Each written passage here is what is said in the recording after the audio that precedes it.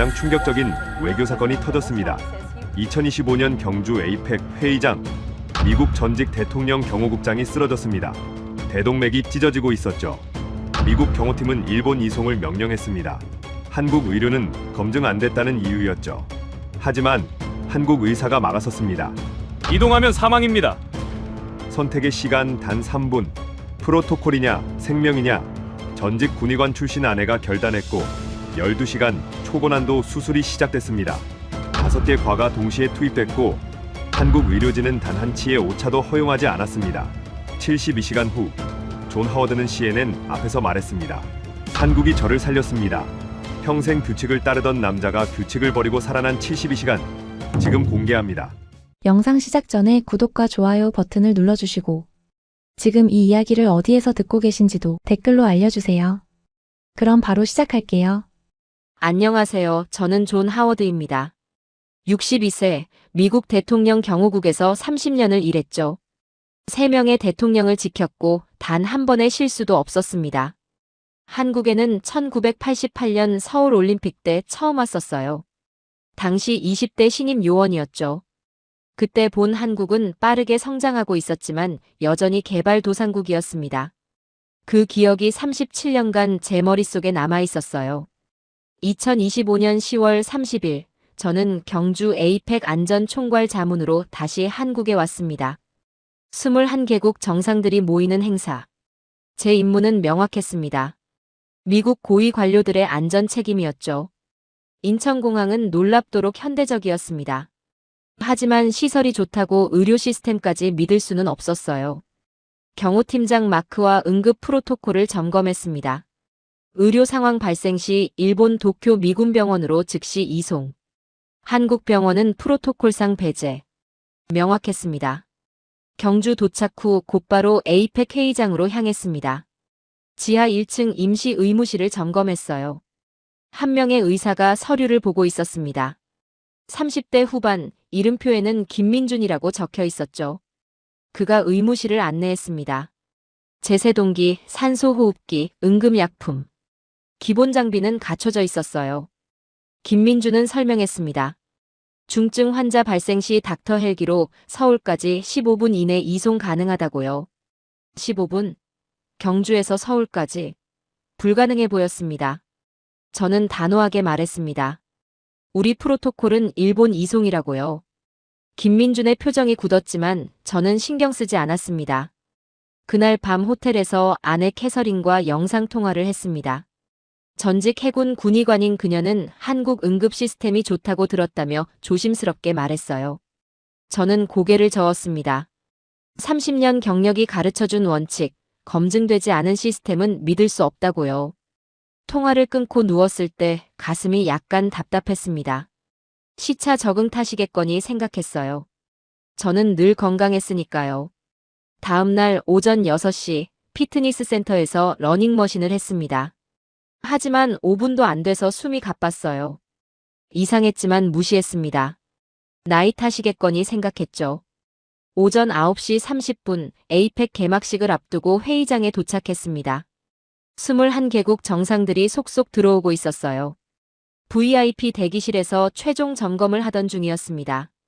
그때 가슴이 조이기 시작했습니다. 소화불량 같았어요. 하지만 점점 심해졌습니다. 왼쪽 어깨로 통증이 퍼졌고 등까지 아프기 시작했어요.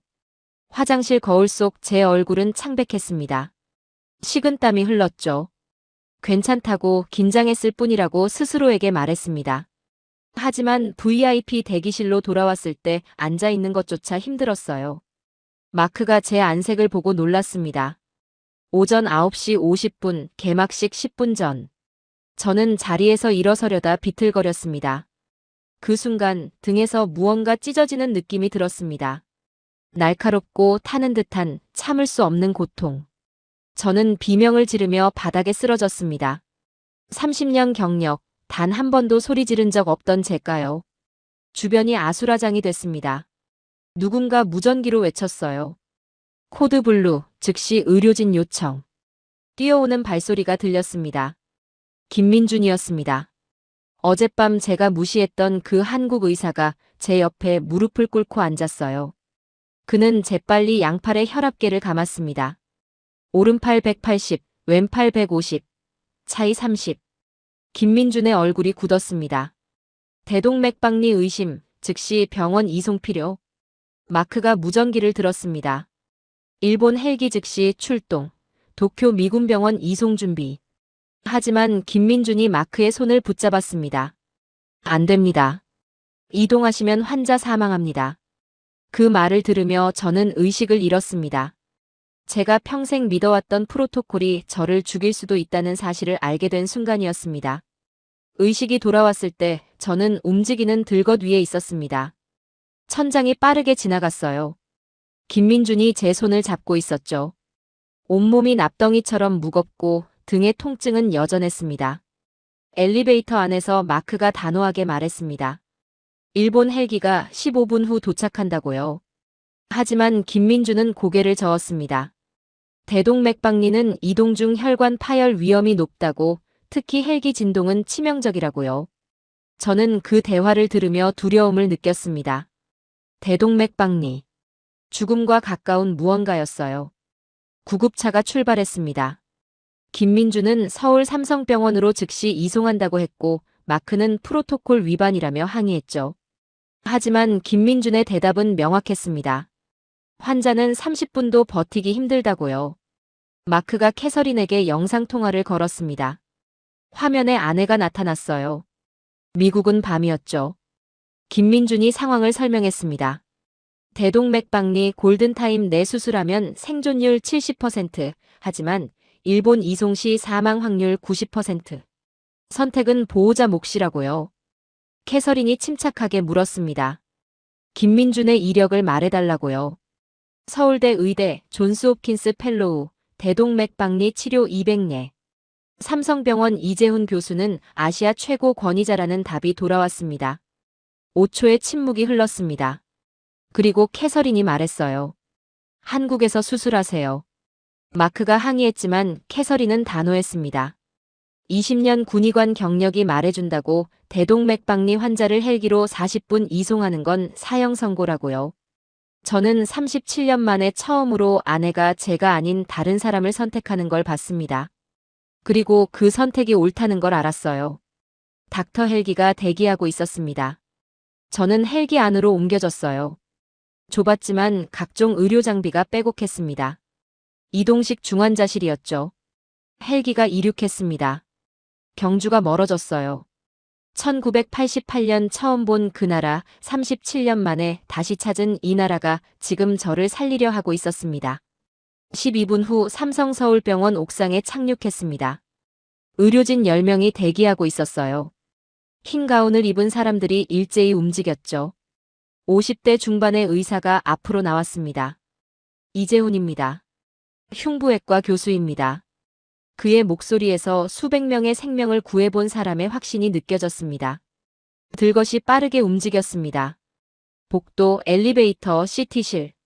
모든 게 정확하고 빨랐어요. 5분 만에 촬영이 끝났습니다. 대동맥박리 스탠포드 어형 확정.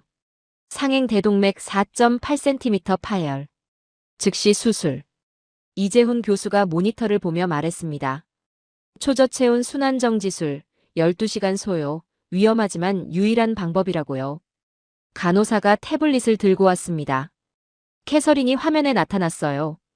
밤새 깨어 있었습니다. 수술 동의서에 서명하는 캐서린의 손이 떨렸습니다. 하지만 글씨는 또렷했어요. 존, 당신은 살아날 거예요. 저는 작은 목소리로 말했습니다. 사랑해. 수술실 문이 열렸습니다. 차가운 공기가 쏟아져 들어왔어요.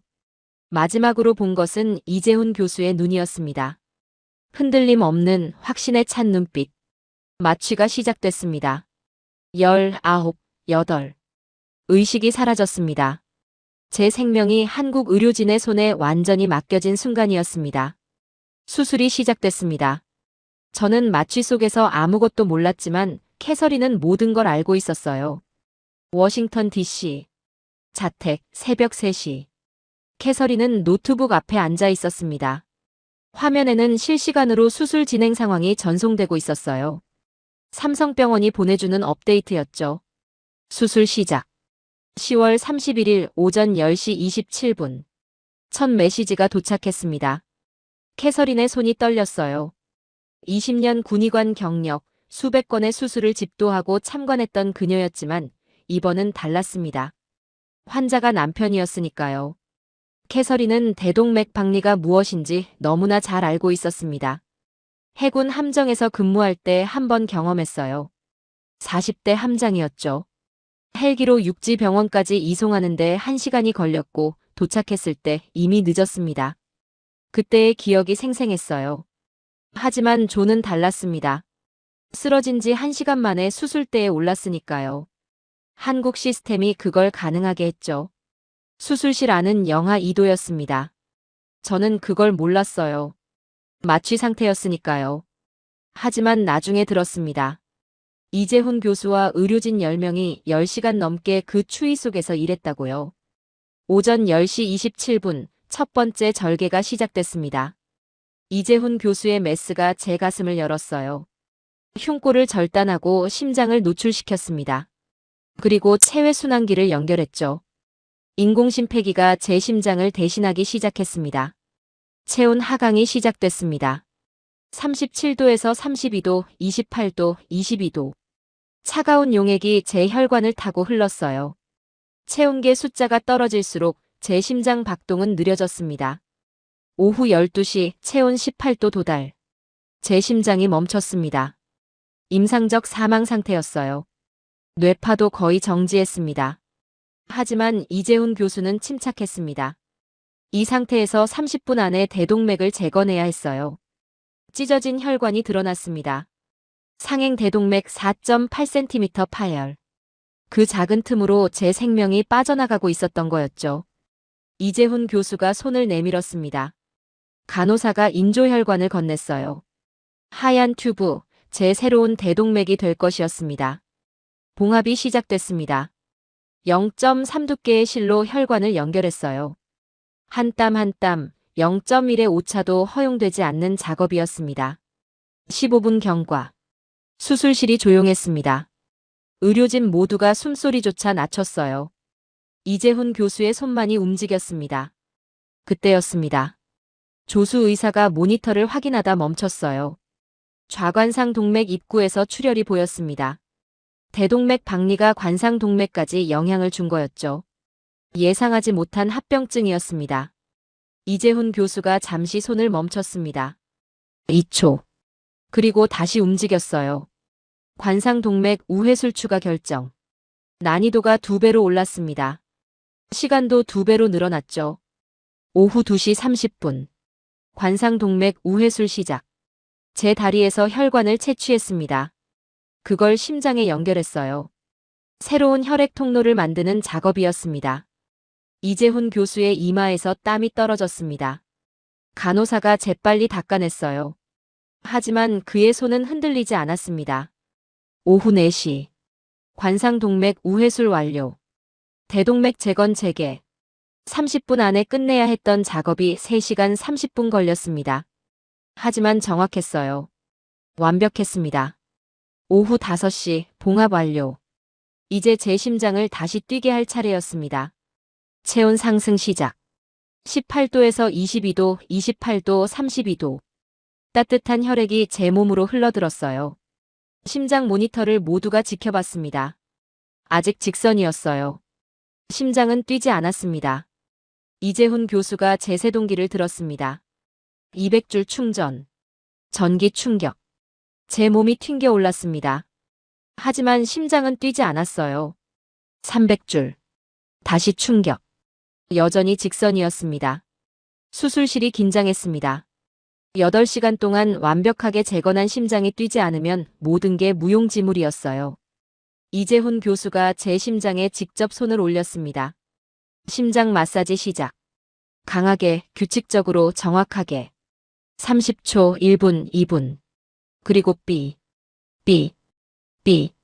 작은 파형이 나타났습니다. 심장이 떨고 있었어요. 아직 규칙적이지 않았지만 살아나고 있었습니다. 이재훈 교수가 계속 마사지했습니다. 5분 후 파형이 커졌어요. 규칙적으로 올라갔다 내려왔습니다. 제 심장이 다시 뛰기 시작했습니다. 수술실에서 한숨이 터져 나왔습니다. 10명의 의료진이 10시간 동안 싸워 이긴 순간이었어요. 오후 8시, 체온 36.5도. 정상으로 돌아왔습니다. 오후 9시 흉골 봉합 완료. 수술 종료. 총 시간 10시간 33분이었습니다. 이재훈 교수가 마스크를 벗었습니다. 그의 얼굴은 지쳐 있었어요. 하지만 눈빛은 살아 있었습니다. 수술실 밖 대기실에 마크가 앉아 있었습니다. 10시간 동안 그도 한숨도 자지 못했어요. 이재훈 교수가 나왔습니다. 마크가 벌떡 일어났죠. 수술은 성공적이었다는 말. 대동맥 재건 완료, 관상동맥 우회술 추가 시행, 심장 기능 정상 회복. 72시간 집중 관찰 필요. 마크는 그 말을 듣고 주저앉았습니다. 30년 경호 경력, 수많은 위기를 넘긴 그가 병원 복도에서 눈물을 흘렸어요. 저는 중환자실로 옮겨졌습니다. 인공호흡기가 연결됐고 각종 모니터가 제 생체 신호를 추적했어요. 하지만 제 심장은 뛰고 있었습니다. 10시간 33분의 싸움이 끝났고 한국이 승리했습니다. 체온 하강 시작. 목표 18도. 두 번째 업데이트가 왔습니다. 캐서린은 그 의미를 알았어요. 초저체온 순환정지술. 환자의 체온을 18도까지 낮춰 심장을 완전히 멈추고 혈액순환을 정지시킨 상태에서 대동맥을 재건하는 수술. 죽음의 온도였습니다. 하지만 그래야만 찢어진 혈관을 고칠 수 있었어요. 캐서린은 커피를 마셨습니다. 차가웠어요. 언제 끓였는지 기억도 나지 않았습니다. 시계를 봤죠. 새벽 4시. 한국은 오후 5시. 수술 시작한 지 6시간 30분. 관상동맥 손상 발견. 우회술 추가 시행. 세 번째 메시지. 캐서린의 심장이 덜컥 내려앉았습니다. 합병증이었어요. 예상하지 못한 변수. 수술 시간이 더 길어진다는 뜻이었죠. 캐서린은 침대 끝에 앉아 고개를 숙였습니다. 눈물이 떨어졌어요. 37년. 존과 함께한 시간이었습니다. 1988년 해군 의무실에서 처음 만났을 때가 생각났습니다. 당시 존은 막 경호국에 들어온 신입이었고 캐서린은 군의관 2년 차였어요. 존이 훈련 중 다친 손을 치료해주면서 시작됐죠. 아프세요? 아니요. 괜찮습니다. 존은 늘 그랬어요. 아프다고 말하지 않는 사람. 약한 모습을 보이지 않는 사람.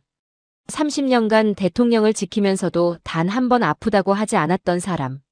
하지만 지금은 수술대 위에서 심장이 멈춘 채 누워 있었습니다. 휴대폰이 울렸습니다. 딸 에밀리였어요.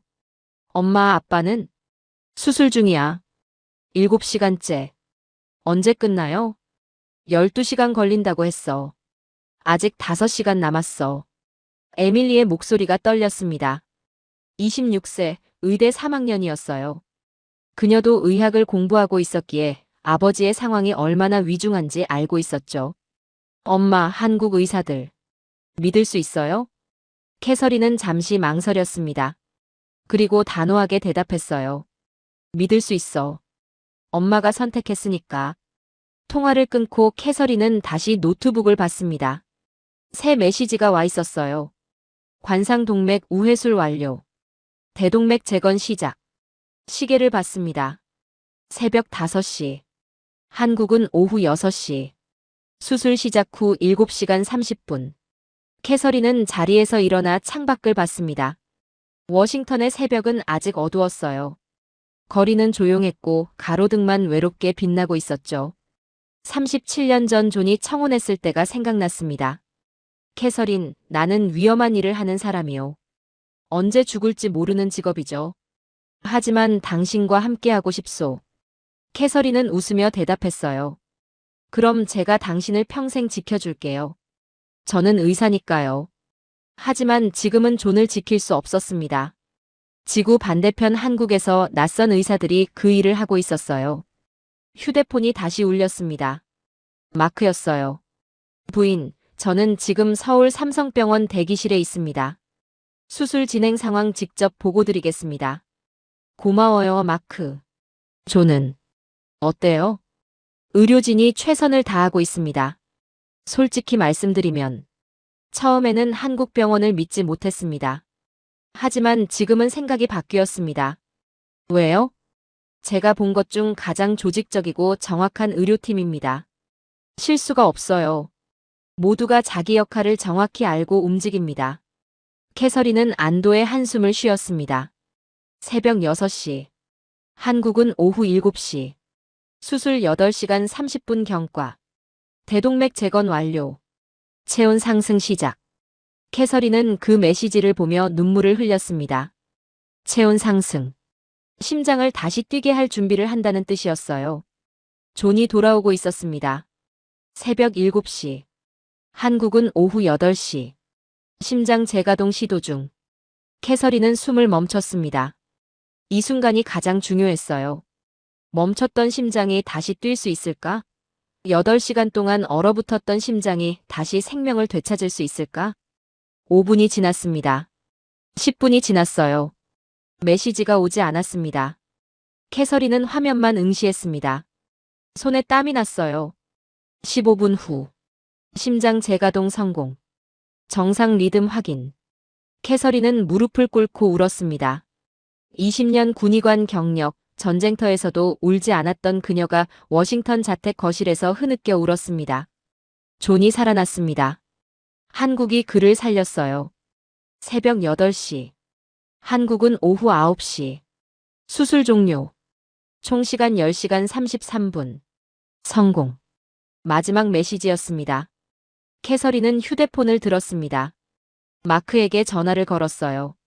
마크, 수술 끝났죠? 네, 부인. 이재훈 교수님이 방금 나오셨습니다. 성공적이었다고 합니다. 존을 볼 수 있나요? 중환자실로 옮기는 중입니다. 곧 화상통화 연결해드리겠습니다.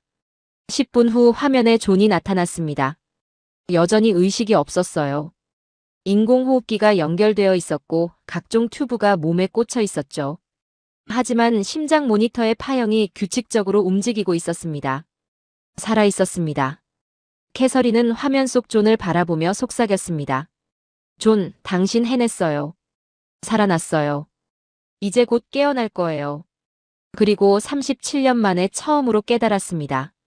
사랑하는 사람을 지키는 건 함께 있는 게 아니라 때로는 놓아주는 것이라는 걸요. 저는 존을 한국 의사들에게 맡겼고 그들은 제 남편을 살려냈습니다. 수술 후 첫날 아침이 밝았습니다. 11월 1일 오전 7시. 저는 여전히 깨어나지 않았어요. 중환자실 침대에 누워 있었습니다. 인공호흡기가 규칙적으로 공기를 밀어넣었고 심장 모니터는 안정적인 파형을 그렸어요. 혈압 120에 75, 맥박 72, 산소 포화도 98%. 모든 수치가 정상이었습니다. 하지만 제 눈은 뜨지 않았어요. 이재훈 교수가 회진을 왔습니다. 제 눈꺼풀을 들어 올리고 펠라이트로 동공을 확인했어요. 반응이 있었습니다. 빛의 동공이 수축했죠. 좋은 신호였어요. 하지만 의식은 돌아오지 않았습니다. 김민준도 함께 있었습니다. 그는 제 발바닥을 긁었어요. 발가락이 움직였습니다. 반사작용이 정상이라는 뜻이었죠. 뇌 손상은 없어 보였습니다. 그렇다면 왜 깨어나지 않을까요? 오전 10시 뇌 MRI 촬영이 결정됐습니다. 저는 다시 이동식 침대에 옮겨졌어요. 복도를 지나 영상의학과로 향했습니다. 거대한 MRI 기계 안으로 들어갔죠. 30분간의 촬영. 윙윙거리는 소리가 계속됐습니다. 결과가 나왔습니다. 뇌부종 소견 경미 뇌출혈 없음, 뇌경색 없음. 구조적 문제는 없었어요. 그렇다면 왜? 이재훈 교수는 설명했습니다. 10시간 넘는 수술, 초저체온 상태, 심장 정지. 뇌가 받은 스트레스가 컸고 회복에 시간이 필요할 수 있다고요. 기다려야 했습니다. 워싱턴에서 캐서린은 화면만 바라보고 있었습니다. 화상통화로 중환자실이 연결되어 있었어요. 제 얼굴이 보였지만 눈은 감겨 있었습니다. 24시간이 지났습니다. 48시간이 지났어요. 저는 여전히 깨어나지 않았습니다. 미국 언론이 움직이기 시작했습니다. CNN에서 보도가 나갔어요. 미국 전직 대통령 경호국장, 한국에서 수술 후 의식불명. 한국 의료 시스템에 대한 의문 제기. 워싱턴 포스트도 기사를 냈습니다. 프로토콜 무시한 결정. 그 대가는 일본 이송 거부한 판단 재조명. 미국 대사관에 항의가 들어왔습니다. 왜 검증되지 않은 한국 병원에서 수술을 허용했냐고요. 마크는 병원 복도에서 무수한 전화를 받았습니다. 워싱턴, 국무부, 국토안보부 모두가 설명을 요구했어요. 삼성병원 앞에 기자들이 몰려들었습니다. 한국 언론도 외신 기자들도 카메라 플래시가 터졌고 질문이 쏟아졌죠. 하지만 이재훈 교수는 흔들리지 않았습니다. 그는 매일 아침 저녁 2번 회진을 왔어요. 제 상태를 꼼꼼히 확인했습니다. 혈액검사, 심전도, 흉부 엑스레이. 모든 검사 결과는 정상이었어요. 수술은 성공적이었습니다. 재건된 대동맥은 완벽하게 작동했고 우회한 관상동맥도 혈류가 잘 흘렀어요. 문제는 의식이었습니다. 11월 3일, 수술 후 3일째 새벽. 중환자실 간호사 박소영이 제 곁을 지키고 있었습니다. 밤 근무였어요. 그녀는 2시간마다 제 상태를 체크했습니다. 새벽 4시, 박소영이 제 손을 잡았습니다. 체온 확인이었어요. 따뜻했습니다. 그때였습니다. 제 손가락이 미세하게 움직였습니다. 박소영이 멈췄어요. 착각일까? 그녀는 다시 제 손을 봤습니다. 또 움직였습니다. 검지손가락이 살짝 구부러졌다 펴졌어요. 박소영이 긴급 호출 버튼을 눌렀습니다. 당직 의사가 달려왔어요. 손가락 움직임 확인. 발가락도 체크. 오른발도 움직였습니다. 의식이 돌아오고 있었습니다. 이재훈 교수에게 연락이 갔습니다. 새벽 4시 30분, 그는 집에서 병원으로 달려왔어요. 제 눈꺼풀을 확인했습니다. 미세하게 떨리고 있었어요. 이재훈 교수가 제 어깨를 가볍게 흔들었습니다. 하워드 씨, 들리십니까? 저는 대답하지 못했습니다. 하지만 눈꺼풀이 더 빠르게 떨렸어요. 손을 움켜쥐어 보세요. 제 손가락이 움직였습니다. 약했지만 분명했어요.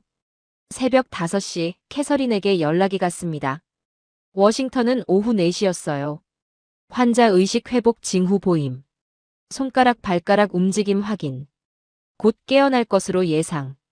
캐서린은 그 문자를 받고 울었습니다. 72시간 동안 잠도 제대로 자지 못했던 그녀가 거실 소파에 주저앉아 흐느꼈어요. 새벽 6시, 제 눈이 떨렸습니다. 간호사들이 모두 제 곁에 모였어요. 이재훈 교수도 김민준도 박소영도. 천천히, 아주 천천히 제 눈꺼풀이 올라갔습니다. 빛이 쏟아져 들어왔어요. 너무 밝았습니다. 눈이 부셨죠. 형광등이 보였습니다. 흐릿했어요. 초점이 맞지 않았습니다.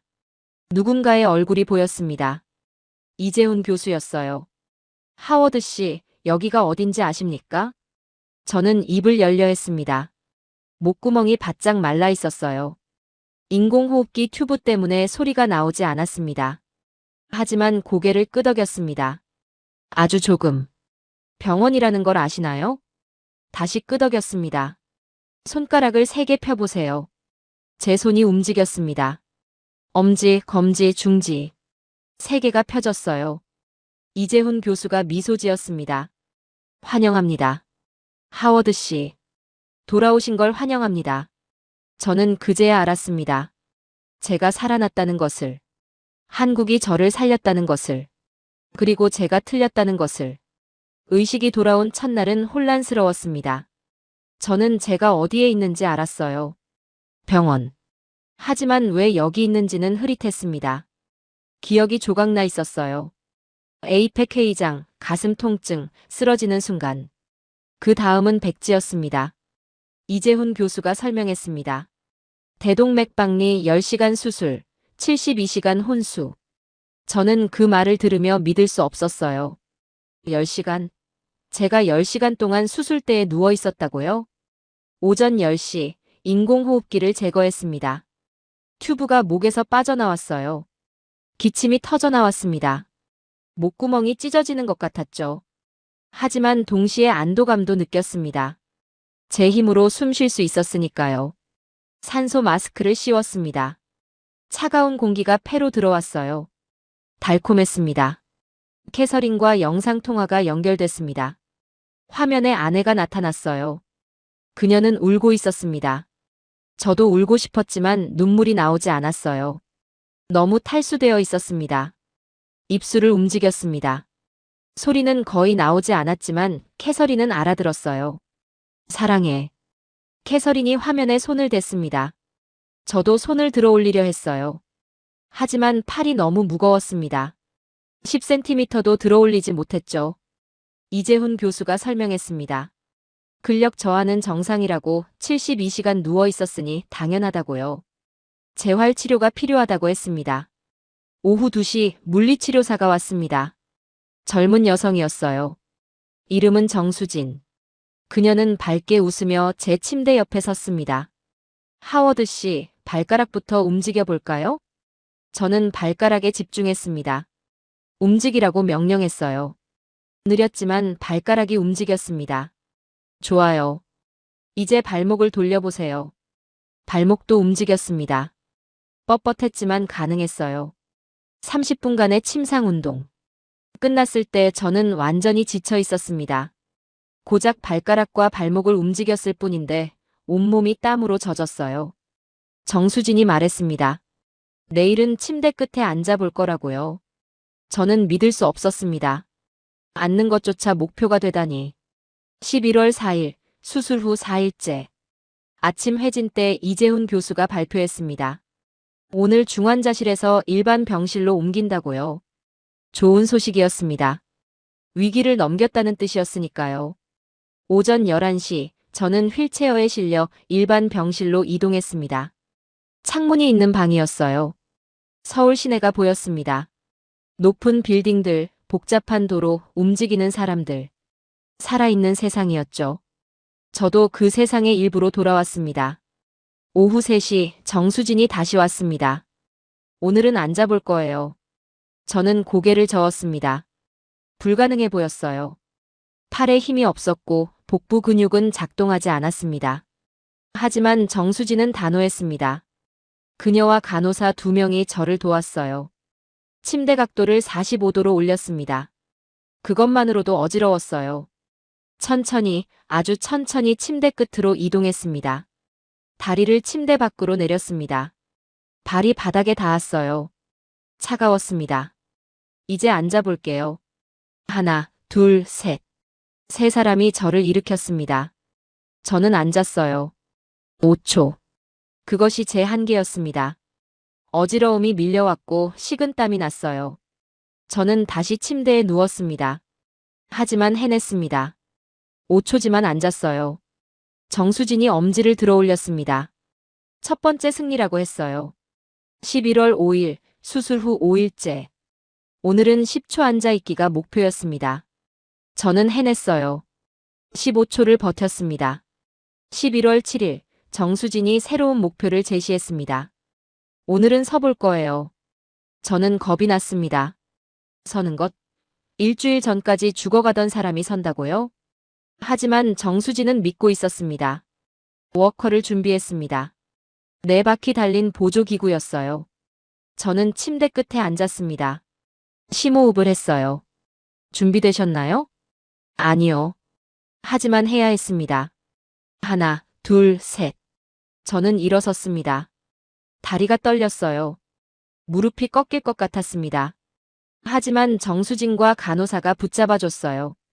5초, 10초, 15초. 저는 서 있었습니다. 62세, 10시간 수술, 72시간 혼수 상태를 겪은 남자가 다시 2발로 서 있었습니다. 20초 후 다시 앉았습니다. 온몸이 후들거렸어요. 하지만 웃고 있었습니다. 저는 서 있었습니다. 제 힘으로. 마크가 병실 문 앞에서 지켜보고 있었습니다. 그의 눈에 눈물이 고여 있었어요. 저녁 캐서린과 통화했습니다. 오늘 섰어요. 캐서린이 웃으며 울었습니다. 딸 에밀리도 화면에 나타났어요. 그녀도 울고 있었습니다. 아빠, 대단해요. 대단한 건 제가 아니었습니다. 한국 의료진이었어요. 저는 워커를 잡고 3미터를 걸었습니다. 느렸습니다. 떨렸어요. 하지만 걸었습니다. 복도 끝에 이재훈 교수가 서 있었습니다. 그는 박수를 쳤어요. 저도 웃었습니다. 일주일 전 심장이 멈췄던 남자가 지금 걷고 있었습니다. 기적이었습니다. 손가락 하나의 움직임에서 시작된 기적. 그리고 그 기적을 만든 건 한국이었습니다. 수술 후 10일째, 저는 기자회견을 요청했습니다. 이재훈 교수는 반대했어요. 아직 체력이 완전히 회복되지 않았다고요. 하지만 저는 고집했습니다. 해야 할 말이 있었으니까요. 병원 회의실이 준비됐습니다. 30명의 기자들이 모였어요. CNN, BBC, 뉴욕타임스, 워싱턴 포스트, 그리고 한국 언론들. 저는 휠체어를 타고 입장했습니다. 카메라 플래시가 터졌어요. 셔터 소리가 쏟아졌습니다. 저는 마이크 앞에 섰습니다. 아니, 앉았습니다. 심호흡을 했어요. 그리고 말하기 시작했습니다. 제 이름은 존 하워드입니다. 미국 대통령 경호국에서 30년 근무했고 이번 에이펙 안전자문으로 한국에 왔습니다. 목소리가 떨렸습니다. 하지만 계속했어요. 열흘 전 저는 이곳에서 쓰러졌습니다. 대동맥이 찢어졌고 30분 안에 죽을 상황이었습니다. 미국 경호팀은 일본 이송을 명령했습니다. 저도 그게 맞다고 생각했어요. 저는 한국 의료를 믿지 않았습니다. 기자들이 웅성거렸습니다. 저는 멈추지 않았어요. 37년 전 1988년 서울올림픽 때 처음 한국에 왔습니다. 당시 한국은 개발도상국이었어요. 저는 그 기억을 37년간 간직했습니다. 한국은 아직 선진국이 아니라고 생각했죠. 완전히 틀렸습니다. 제 아내 캐서린은 전직 해군 군의관입니다. 그녀가 한국 수술을 선택했습니다. 저는 의식을 잃은 상태였고 그녀가 저 대신 결정했어요. 그 결정이 제 생명을 구했습니다. 저는 10시간 33분 동안 수술을 받았습니다. 이재훈 교수님과 의료진 10명이 제 심장을 멈추고 대동맥을 재건하고 다시 심장을 뛰게 했습니다. 72시간 동안 깨어나지 못했습니다. 미국 언론은 한국 의료를 의심했어요. 프로토콜을 어긴 판단이라고 비난했죠. 하지만 저는 지금 여기 살아서 앉아 있습니다. 제 가슴에는 40cm 흉터가 있습니다. 이재훈 교수님이 제 심장을 직접 만진 흔적입니다. 제 다리에는 혈관을 채취한 상처가 있습니다. 그 혈관이 지금 제 심장에서 뛰고 있어요. 저는 한국에서 2번 태어났습니다.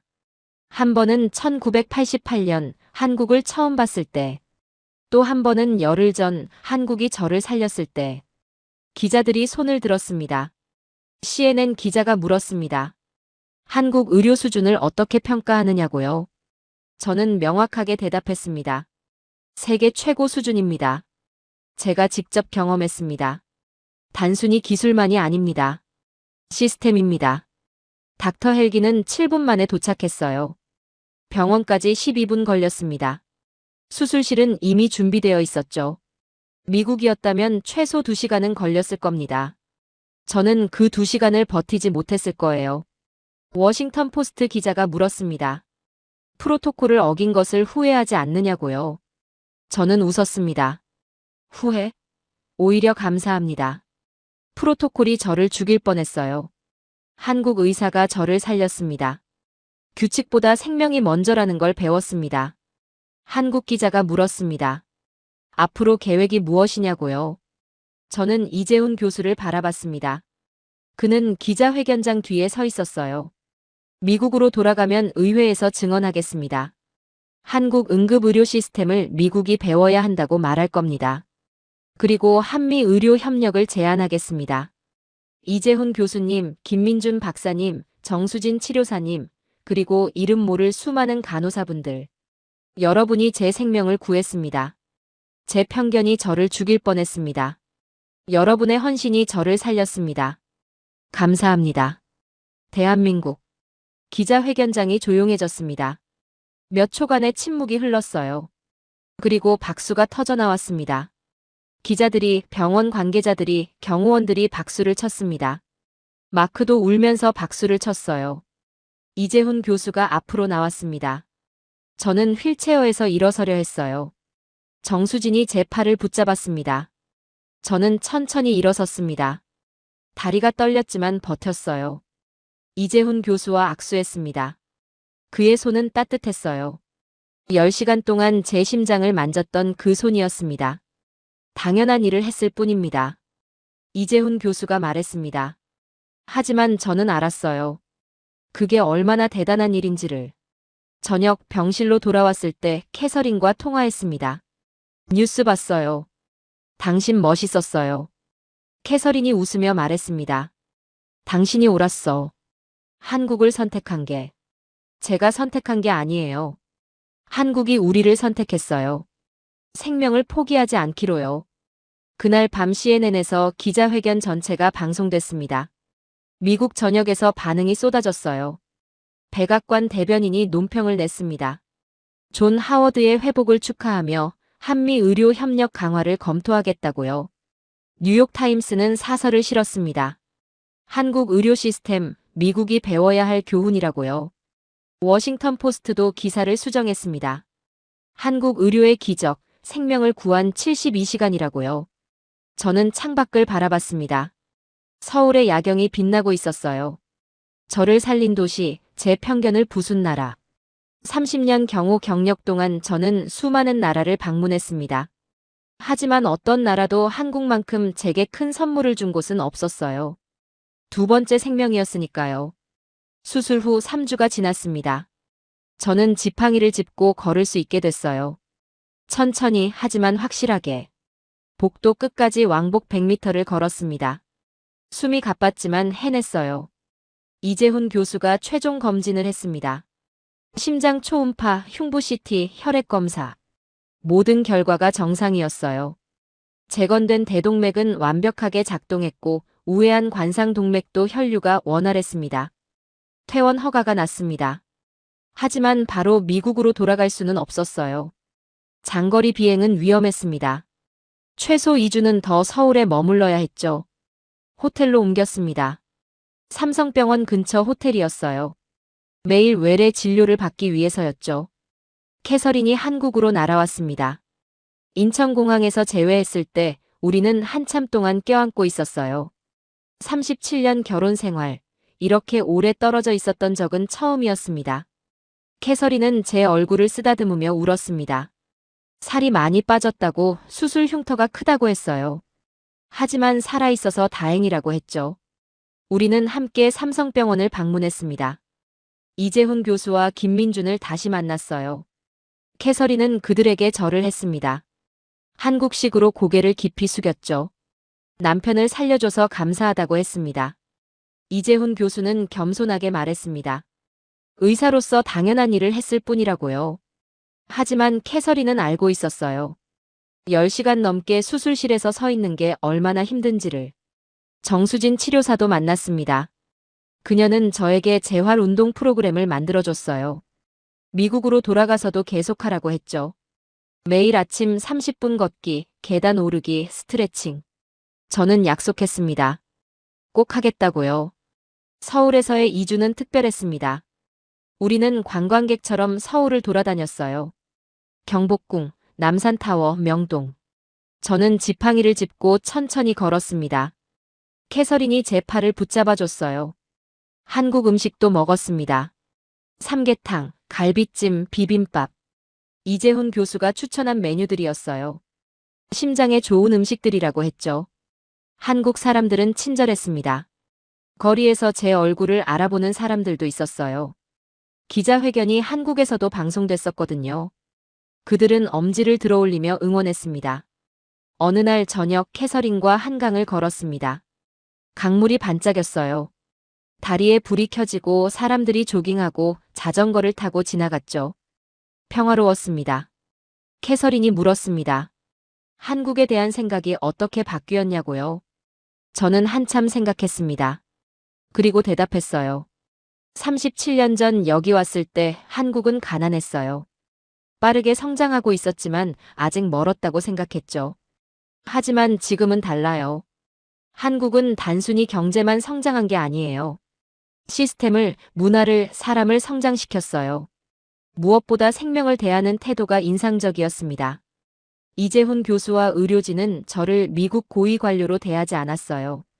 그냥 살려야 할 환자로 봤죠. 국적도 신분도 중요하지 않았습니다. 생명 앞에서는 모두가 평등하다는 철학이었어요. 캐서린이 제 손을 잡았습니다. 그녀도 같은 생각이라고 했어요. 저는 미국으로 돌아갈 준비를 했습니다. 마지막 외래 진료 날이었어요. 이재훈 교수가 최종 검진을 했습니다. 모든 게 완벽했어요. 심장 기능 정상, 혈관 상태 양호, 체력 회복 중. 비행기 탑승 가능하다는 진단서를 받았습니다. 이재훈 교수가 말했습니다. 앞으로 6개월간 정기 검진이 필요하다고요.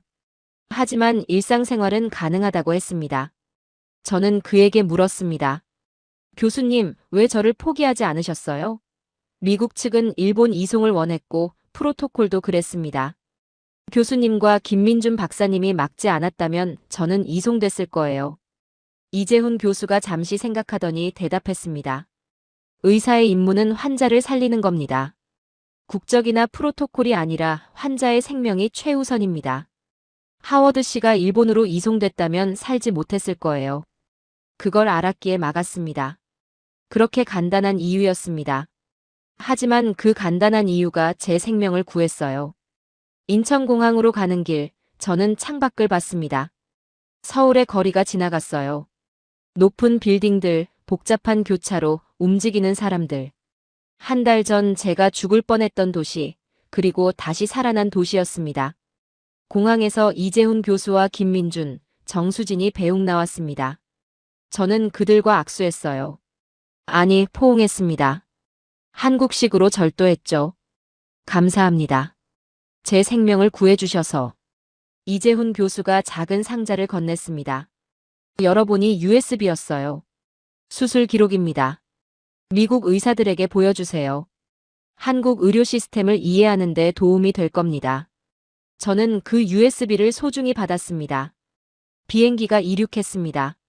서울이 멀어졌어요. 캐서린이 제 손을 잡았습니다.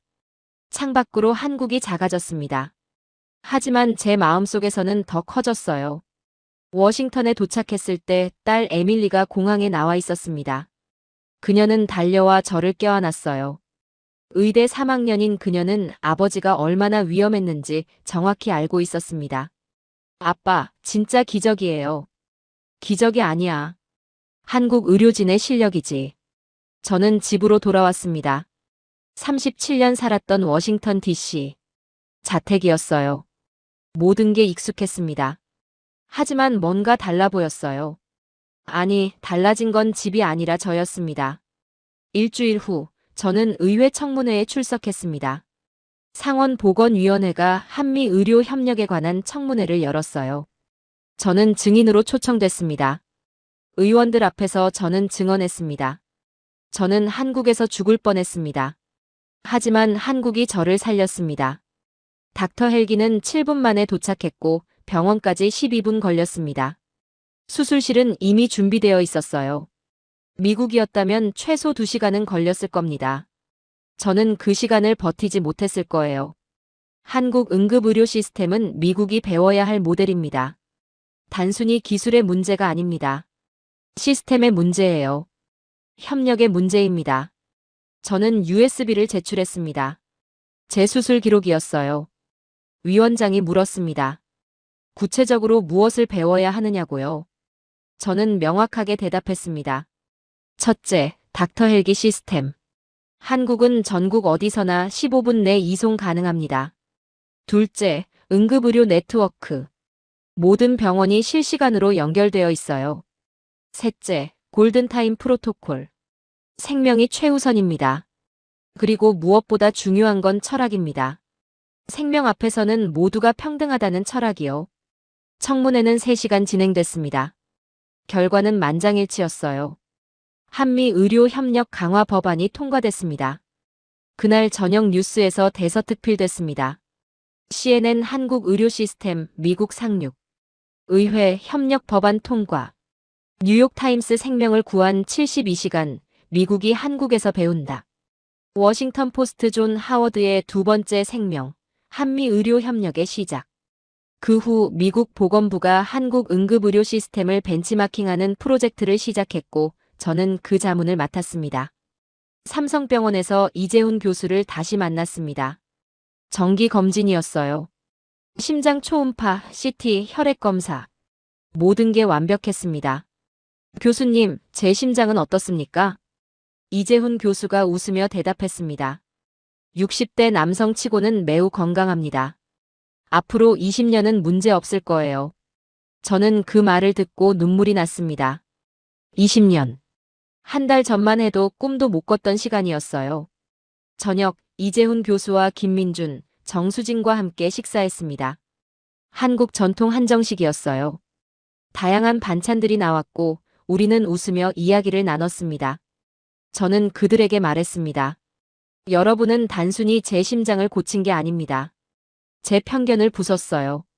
37년간 가지고 있던 오만을 깨뜨렸습니다. 그리고 새로운 걸 가르쳐줬어요. 생명 앞에서는 국적도 신분도 프로토콜도 중요하지 않다는 것을요. 이재훈 교수가 말했습니다. 하워드 씨, 이제 당신은 두 개의 심장을 가지고 있습니다. 하나는 가슴 안에 있고 다른 하나는 한국에 있습니다. 저는 고개를 끄덕였습니다. 맞습니다. 제 두 번째 심장은 한국에서 뛰기 시작했습니다. 그리고 앞으로도 계속 뛸 것입니다. 이 이야기가 도움이 되셨다면 구독과 좋아요 부탁드리고 한국 최고라는 댓글도 남겨주세요. 여러분의 응원이 더 좋은 콘텐츠를 만드는 힘이 됩니다. 감사합니다.